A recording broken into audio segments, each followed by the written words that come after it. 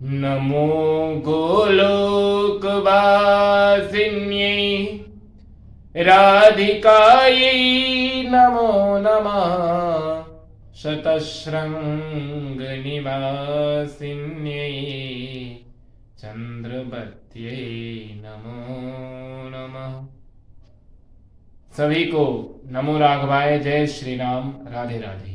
जितने भी कथा कल्पतरु चैनल में इस वीडियो को देखने वाले दर्शक हैं और दूर दूर तक जो मुझे सुन पा रहे हैं, देख पा रहे हैं, मैं भागवत आचार्य पंडित नीतेश कृष्ण शास्त्री आप सभी को दोनों हाथ जोड़कर प्रणाम करता हूं और आप सभी का कथा कल्पतरु चैनल में बहुत बहुत स्वागत करता हूं। क्या कभी आपने एक तथ्य पर विचार किया, एक प्रश्न पर, क्या कि जब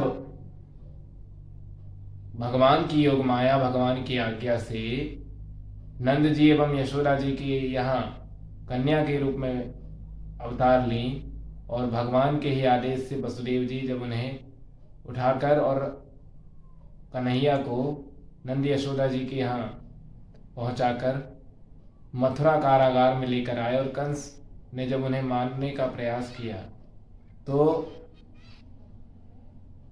कंस के हाथ से छूटकर वे मरने के स्थान पर अष्टभुजी दुर्गा के रूप में आकाश में जाकर प्रकट हो गई और कंस को बताया कि मूर्ख, तू मुझे क्या मारेगा, तेरा मारने वाला तो यहीं आसपास कहीं जन्म ले चुका है।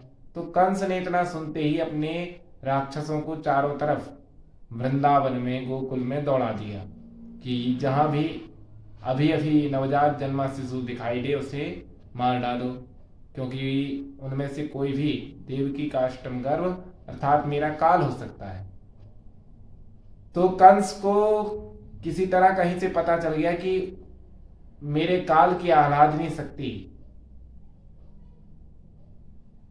बरसाने में राधा जी के रूप में प्रकट हुई हैं, जन्म ली है।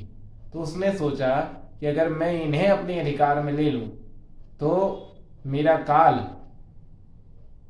जिसकी भविष्यवाणी हुई थी, वह स्वयं मेरे चंगुल में आ जाएगा। तो वह अपने कुछ असुरों को लेकर स्वयं बरसाना गया और राधा जी को अपने अधिकार में करने के उद्देश्य से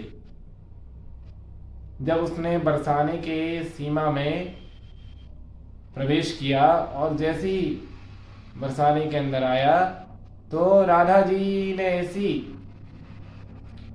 माया फेरी कंस के ऊपर कि कंस और उसके समस्त असुर सैनिक गोपी बन गए। सभी लहंगा चुन्नी, लहंगा फरिया वाली गोपी बन गए और राधा जी ने कहा कि अब चलो सब मेरी गौशाला में।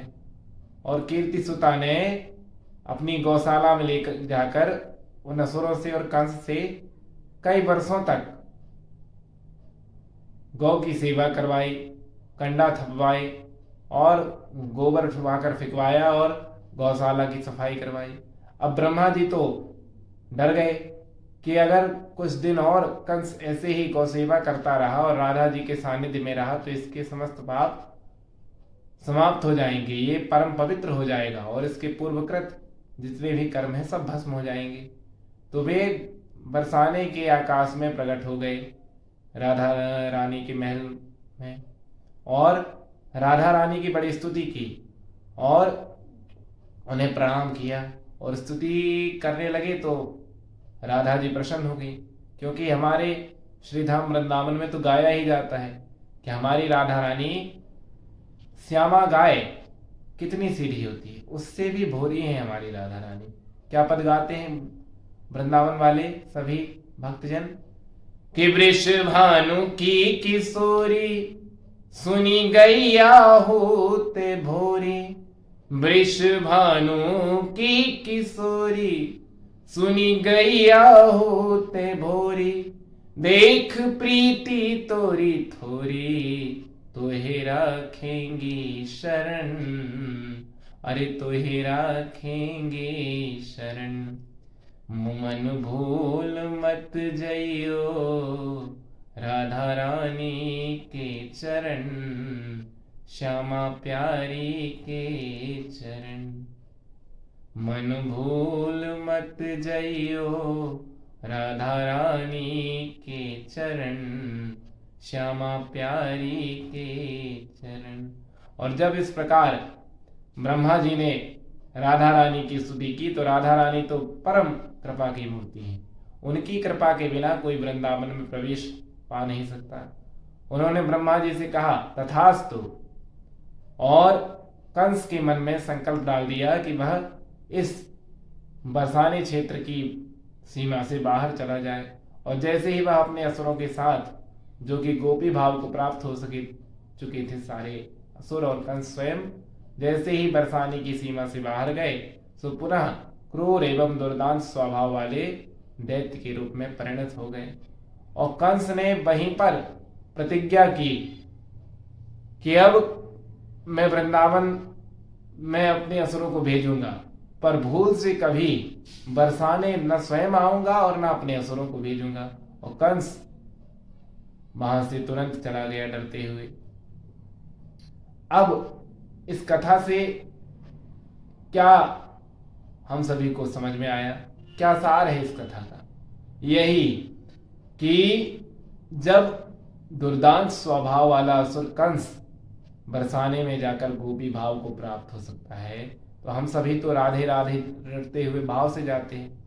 तो अगर हम बरसाना भाव से जाएंगे, वृंदावन भाव से जाएंगे, तो हमें भी ठाकुर जी की, राधा रानी की भक्ति प्राप्त हो जाएगी। और एक चीज और इस कथा में ध्यान देने योग्य बात है, क्या कि कंस को राधा रानी ने गौ सेवा करवाई, गौ का गोबर फिकवाया, गौशाला साफ करवाई और कंडे थपवाए गोबर के। तो ब्रह्मा जी घबरा गए कि अगर इसी तरह गौ सेवा करता रहा तो ये पुण्यात्मा हो जाएगा। तो गौ सेवा का कितना बड़ा महत्व ब्रह्मा जी समझा रहे हैं, इसलिए हम सभी को भी यथा सामर्थ्य गौ सेवा करनी चाहिए। और हम कंस से गए गुजरे थोड़ी ना है। जब कंस को गोपी भाव की प्राप्ति हो सकती है, तो हम अगर बरसाना, वृंदावन या अपने घर में ही नाम जप करें राधा राधा, और जो भी आपके इष्ट देव जो आपको अच्छे लगते हों, जो आपके गुरु के द्वारा दिया हुआ मंत्र है, उसे अगर आप जपें, भक्ति भाव के साथ गौ सेवा करें, तो हम भी राधा रानी की, राधा माधव की, सीताराम जी की भक्ति को प्राप्त कर सकते हैं। भाव के साथ जब हम ये करेंगे, भाव के साथ वृंदावन में ठाकुर जी के शरण में जाएंगे, राधा रानी के बरसाने भाव के साथ जाएंगे। अगर मार्बल का पत्थर मंदिर में देखने जाएंगे और श्री ठाकुर जी में, श्री राधा रानी में पत्थर की मूर्ति, विग्रह का भाव लेकर जाएंगे, तो हमें कभी भक्ति की प्राप्ति नहीं हो सकेगी। इसलिए संत ने कहा भी है कि भाव बिना बाजार में वस्तु मिले नहीं मोल, भाव बिना हरि क्यों मिले, इसलिए भाव सहित हरि बोल, भाव सहित हरि बोल। इसलिए हम सभी भाव से राधा माधव की, सीताराम जी की भक्ति में लग जाएं, भाव से भगवान के मंदिरों में उनका दिव्य दर्शन प्राप्त करें। बस इतना ही निवेदन करके आप सभी को पुनः प्रणाम। राधे राधे, नमो राघवाय, जय श्री राम। सभी इस वीडियो को ज़्यादा से ज़्यादा लाइक, शेयर और कमेंट करें, और इस कथा कल्पतरु चैनल को ज़्यादा से ज़्यादा लोग सब्सक्राइब करें। इस वीडियो को अपने इष्ट मित्रों तक पहुंचाएं। बस इसी निवेदन के साथ मैं भागवत आचार्य पंडित नीतेश चौबे आप सभी को पुनः प्रणाम करता हूं और अपनी वाणी को भगवान राधा माधव के, सीताराम जी के चरणों में समर्पित करता हूं। जय श्री राम। राधे राधे।